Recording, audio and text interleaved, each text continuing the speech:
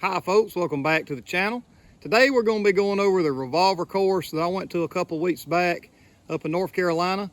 I had the privilege to go up to Greenville to the Pitt County Wildlife Club and take a defensive revolver shooting course put on by Jim Marcel. If y'all have been around the channel much, y'all know I am not a formally trained shooter. I'm all self-taught, and this was the first class that I ever got to go to, and I really walked away, I feel like, a better shooter overall, not just in revolver work.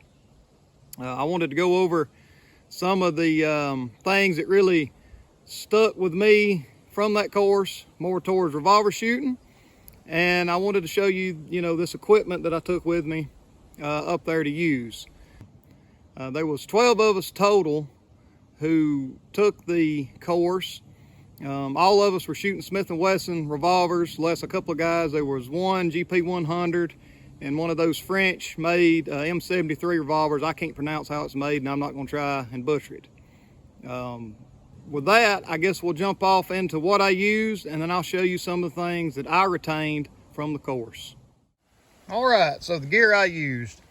The revolver I took with me is this 1965, 66 year model range Smith & Wesson Model 10 that y'all have seen in some of my prior videos. The day of the class, I met with another fella that follows me on Instagram, and he sold me this Tyler T-grip adapter for the course, and that really made a difference to me as far as using this Model 10. The holster that I carried and the speed loader pouch are both Tex Shoemaker & Son vintage gear that I got from Vintage Gun Leather Today. Shout out to him. I was looking for an open top style holster to carry before the class because all I had was a field style that y'all probably seen in some of my prior videos also, that I really just didn't like having to pull that strap and unsnap to draw. I wanted something open top. I had posted that on Instagram, and Jason reached out to me and he said, "Hey man, I've got this set that I think would be perfect for your course," and I purchased those from him, and this is what I took. This is a Hank Sloan style FBI rig that has a 5-degree cant, and funny enough, when I started this course, I don't know if you can see it in this, but that natural color that's down inside there was what this entire holster looked like when it started. So the natural leather has, as we worked and sweated and used that day, it took on an awesome color. Same with this speed loader pouch. Now the speed loaders that I took with me, they was two different kinds on the market, readily available, the HKS and the Safari Land Comp 2s. I opted to carry the Safari Land Comp 2 speed loader. I got these from Brownells prior to going up there, and got these Bioki speed strips. I was just very fortunate that Jason had a pouch that was designed for these, and once you have them loaded up, they sit more like this. And the sides, the way these work, unlike a HKS where you stick it in and twist and they fall out, this one works that you set it like that, and then when you push your cartridges in, you push on the body, it pushes, and that cams over and the casings just fall out, or cartridges, excuse me. So being that you have to grab the body to use it, he had this pouch that is designed for the speed loader, and it worked perfectly for me. Like I mentioned, I also took these Bianchi speed strips because we did do a little bit of loading, practice loading when carrying a speed strip. So I'm gonna get set up. Today, the ammo I'm gonna be shooting, this is some of my reloads. These are PMC casings, as you can tell. And I had just a few of these regular 158 grain Hornady semi-wad cutter, left over. And I had some of these 158 grain semi-wad cut and hollow points that are both Hornady that I loaded in PMC brass. These are loaded over 4.5 grains of unique, which according to my load manual should give me right around 850 feet per second, and that is the maximum load of unique for a standard pressure 38 special without getting into plus P. So I will get everything set up, and then I will go through some of the things that I learned and really stuck out to me during that course. So the first thing I want to talk about is drawing into the firing stance, and there's 4 steps of that as we learned it. Step number 1 is your dominant hand is going to find your revolver and get your indexing master grip. While this is happening, your support hand is going to come up to your torso. So you're going to look something like this. Step 2 is clear the holster. Step 3 is bring your support hand in.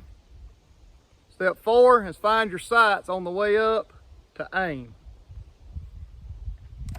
So it looks like something like this.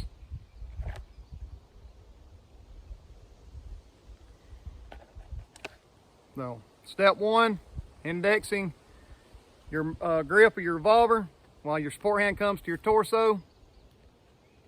Step 2 is clear the holster. Step 3, bring your support hand in. Step 4 is find your sights on the way up to aim. That's the 4 steps to drawing into a firing stance. Now, when it comes to grip, I've got this Tyler T grip, which helped me tremendously.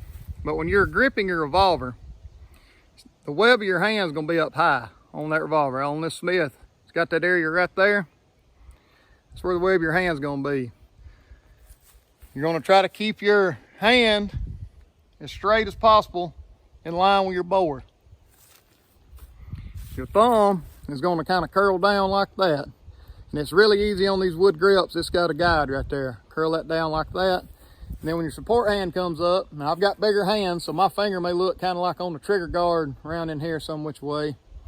But when your support hand comes in, you're going to lay that thumb on top of that thumb like this. Find your sights. Ready to go. So that's the 4 steps to drawing. When you want to load, say you've already fired off all your rounds and you've ejected your empty casings. We learned to do it with load with our dominant hand. So we fired off, we're done. This thumb is going to hit our cylinder release at the same time we bring our support hand around and roll the cylinder out. It's going to look like that right there. We're going to turn it up, and our thumb's going to hit the ejector rod and eject our spent casings. Gravity will make them come out. And here's a close-up. So you've got your spent casings. You're going to tilt up, eject. Use gravity to our advantage. Don't ever slam down on this with your hand at all. You bend that ejector rod, you've had a bad day. All it takes, thumb. That's all it takes. You ain't got to do all that slamming down business. If you keep your revolver clean, keep your cylinders in check, them casings fall right out, no problem. The first style of reloading that I'm going to talk about is loose rounds out of the pocket. You're carrying along every day like this. You got your holster on. Your pants is clear in the front where you can get your hands in the pocket. You're going to carry your loose cartridges on your dominant hand, side front pocket, or in a shirt pocket if you got it. I wear a shirt pocket shirt a lot of times. So a lot of times I stick my speed strip in here. I don't never put loose rounds in, but I'll talk about that later. So we need to load some loose rounds. There's a couple of downsides to loading loose rounds. When you bring them out of your pocket, they may not be oriented the same way, like that. Or you may fumble around, drop some of them on the ground. If that happens, you drop some, it's good to know which way your cylinder rotates. So say you need to load and you've done dropped half your cartridges, or you just need to load 2 rounds. You get them slid in. It's good to know which way your cylinder rotates. And on a Smith, it's counterclockwise. So that way when you get ready to close, you can back this thing up and time it to where when you lock this thing up and you go to pull the trigger on the next round, it's a live round in the cylinder. We learned when loading loose rounds, and the same thing goes for speed strips, but when loading loose rounds, you're gonna load 2 at a time and look. So we've done ejected. We're coming up to load. I've got 2 rounds. I'm gonna look at my revolver and drop them 2 rounds in. I'm gonna rotate this cylinder with my thumb like that to clear me up 2 more holes. While I'm doing that, I'm gonna look up at my threat or my target, whatever I'm loading for. I'm gonna pull 2 more rounds out of my pocket. I'm gonna look down, I'm gonna drop them 2 in, rotate the cylinder with my thumb while I'm looking up, checking the status of whatever's out there I've shot, and I'm gonna come back in and I'm gonna load my last 2 rounds. We're gonna close her and she's ready to go again. All right, speed strips. Speed strips is very similar to loading loose rounds. We was taught dominant side front pocket, or in my case, if I'm wearing a pocketed shirt, I'm gonna carry them in my shirt pocket because it's easier for me to reach right here and get my speed strip out. But when loading with speed strips, it's the same thing, same idea as with loose rounds. You're gonna load 2 and look. So we're ejected, our casings have fell out. You're gonna grab this thing sort of on the body, and this is sort of the way I figured out to do it. Get that lint off there. You just I kind of just separate them with my thumb a little bit like that while holding the body of the speed strip. So same idea. You've ejected, you're going to load, you're going to look at your target, you're going to come down, you're going to stick 2 in. And here's a close-up. So you've got your spent casings, you're going to tilt up, eject, come back over, and using your thumb, you're going to rotate your cylinder. You've got your speed strip, you're going to insert 2, peel them off like that. As you're looking at your target, you're going to spin that with your thumb, you're going to stick 2 more in, peel that away, look at your target as you're spinning this with your thumb, and you're going to stick your last 2 in, peel that away, that falls away, close up, you're ready to re-engage. Load 2, look, load 2, look, load 2, look, your speed strip falls away, you're back in business. So I've got it loaded up. I'm gonna shoot that target right there, and I'll kind of show you how it's gonna be using speed strips. I don't particularly carry loose rounds, so I don't see any need of me demonstrating that. It's the same idea, you're just digging them out of your pocket and loading them in. So let me get set up and I'll show you that.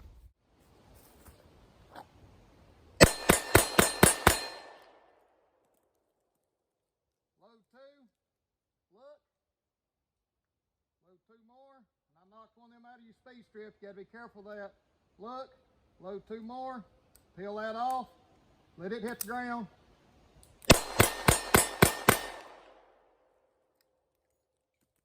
Eject, we're clear. So the next thing I want to talk about is speed loaders. I carry my speed loaders on my dominant side in front of my revolver. So that way when you gotta have them, we get into our reloading position. As I'm dumping cases, I'm gonna be opening my pouch and getting my loader out. So when I can come down, I can drop that thing in there, push it, it's gonna fall away, and I'm ready to shoot. So here's a close-up. You've got your spent casings there. You're gonna tilt up, eject with the thumb, come back over. Gonna come in with your dominant hand. Your speed loader is gonna go in, and on a comp 2, you'll hear you push on the body and you hear a click. Your cartridges drop in, and as you close the cylinder and come up, that falls away, and you're ready to re-engage. I've got it loaded up. I'll step down, back down here, and I'll put it on target, and I'll show you sort of how the speed load works.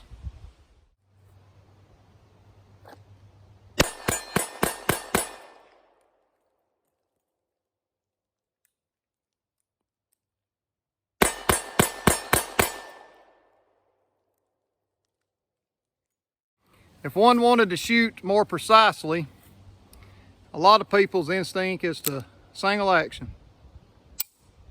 See how easy that trigger pull is?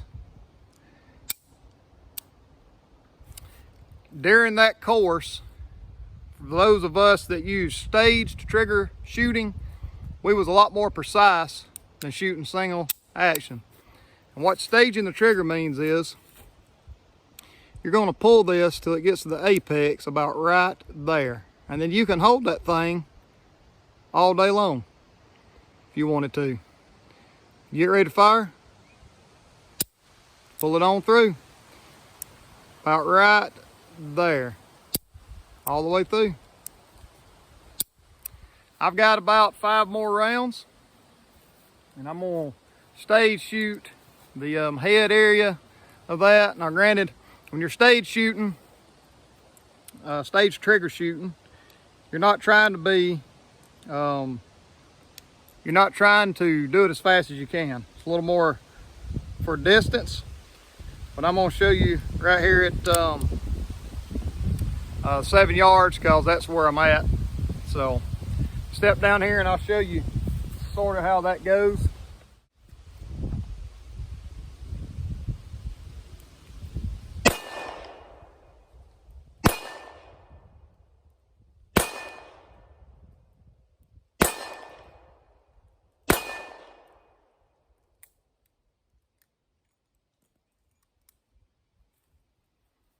And if y'all can see that, they're all right there stacked on top of each other. I had one, it was just about a ½ inch low.